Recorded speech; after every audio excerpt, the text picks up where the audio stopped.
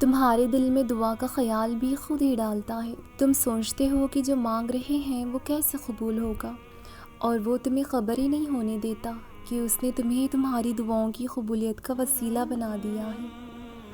وہ تاخیر اسی لیے کرتا ہے تاکہ تمہارا یقین دیکھ سکے۔ وہ تمہیں ناممکن کے وسوسوں میں الجھاتا ہی اسی لیے ہے تاکہ تمہیں ممکن کی طرف اس کی جانب کھینچ کر لے جائے۔ تم نصیب اور وقت سے لڑتے ہو، یہ سوچے بنا ہی کہ نصیب لکھنے کا اختیار تو اللہ پاک نے تمہیں دے رکھا ہے کہ اپنی دعاؤں سے جب چاہو جو چاہو بدل ڈالو۔ اس کے سامنے تو پتے کی بھی اتنی ہمت نہیں ہوتی کہ وہ ہل جائے، تو پھر تمہارے ہاتھوں کا اس کے روبرو اٹھنا کیسے بے وجہ ہو سکتا ہے؟ وہ جب تمہاری دعاؤں کو قبولیت کے لیے چن لیتا ہے تو تمہیں دعا مانگنے کی توفیق بھی دیتا ہے، اور دعاؤں سے تو رب بھی مل جاتا ہے، تو پھر یہ چاہت کیا چیز ہے؟ بس تمہیں یقین رکھنا ہے کہ جو اس سے مانگ لیا جائے وہ مل کر ہی رہتا ہے، پھر وہ تمہیں وہاں سے دے گا کہ تمہاری دعائیں بھی حیران رہ جائیں گی۔ جن دعاؤں پر تمہاری دنیا ٹھہری ہوتی ہے، جو خواہشات تمہارے ارد گرد کو خاموش کر بیٹھے ہیں، وہ مصلحت بھی تو ہو سکتی ہے نا؟ تم وہ نہیں دیکھ سکتے جو اللہ دیکھ رہا ہے۔ کبھی کبھی کچھ دعائیں اتنی وقت لیتی ہیں کہ لگتا ہے کہ شاید کبھی یہ قبول ہوں گی بھی یا نہیں۔ دل توکل سے روشن تو ہوتا ہے مگر کہیں وسوسوں کی سیاہی اس کو مدھم کر رہی ہوتی ہے۔ ایسے لمحات میں اگر صبر سے کام لیا جائے تو اللہ انسان پر اس سمت سے اپنی رحمت نازل فرما دیتا ہے جس کا تصور انسان کے وہم و گمان میں بھی نہیں ہوتا۔ بات ساری توکل کی ہوتی ہے۔ اللہ تعالیٰ کبھی بھی تمہارا برا نہیں چاہتا، پل بھر میں زندگی کو بدل دیتا ہے۔ میں نے دعا کو پورا ہوتے دیکھا ہے، میں نے اپنی زندگی میں معجزہ ہوتے دیکھا ہے۔ سب کچھ اتنی جلدی نہیں ہو جاتا، ہر چیز وقت پر ہوتی ہے۔ بس تم انتظار کرو اور تم بھی بہت جلد دعائیں قبول ہوتی اپنے آنکھوں سے دیکھو گے، اپنی زندگی کو کرامات کی بدولت بدلتا دیکھو گے۔ بس یہ ہو سکتا ہے کہ تمہاری آزمائش کی آخری گھڑی ہو، اس کے بعد جیت تمہاری ہو، اور یہ تمہاری آخری جنگ ہو۔ اگر تہجد میں کوئی خاص بات نہ ہوتی تو اللہ کیوں تہجد پڑھنے والوں کے لیے پہلے آسمان پر آتا، صرف یہ پوچھنے کے لیے کہ انہیں کیا چاہیے؟ اللہ ان کی دعائیں ساتویں آسمان کی پار سے بھی سن سکتا ہے، لیکن پھر بھی اللہ ان سے ملاقات کے لیے تشریف لاتا ہے۔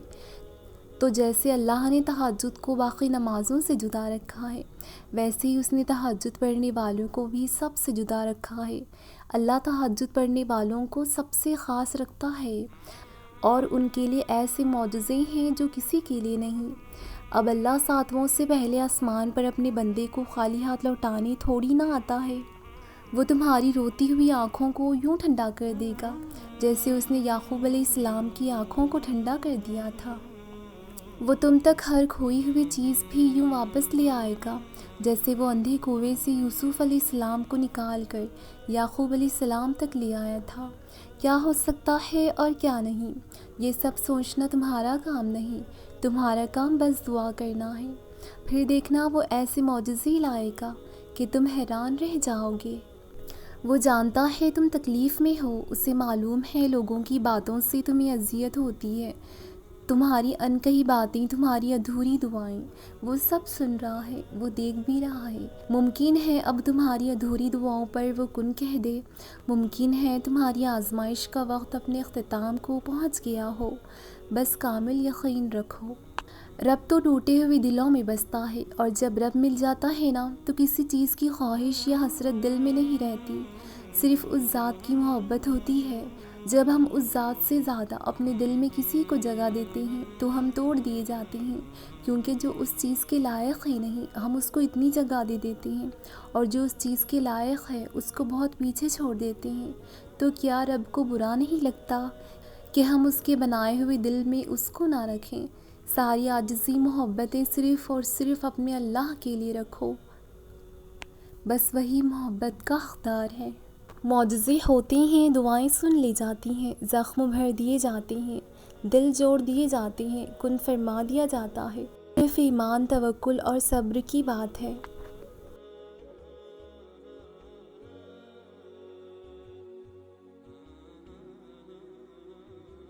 کچھ ہچکیاں اور دعائیں ایسی ہوتی ہیں جو سجدوں میں آنسوؤں کی صورت میں جانماز کے دھاگوں میں چیختی ہوئی سیدھے رب کی طرف جاتی ہیں، اور پھر رب ان دعاؤں کے صلے میں سب سے پہلے انسان کی فوری طور پر تسلی اتارتا ہے، اپنے بندے کو یقین دلاتا ہے۔ اسی لیے تو اس نے دعا مانگنا سکھایا ہے کہ دعا سکون کا دوسرا نام ہے۔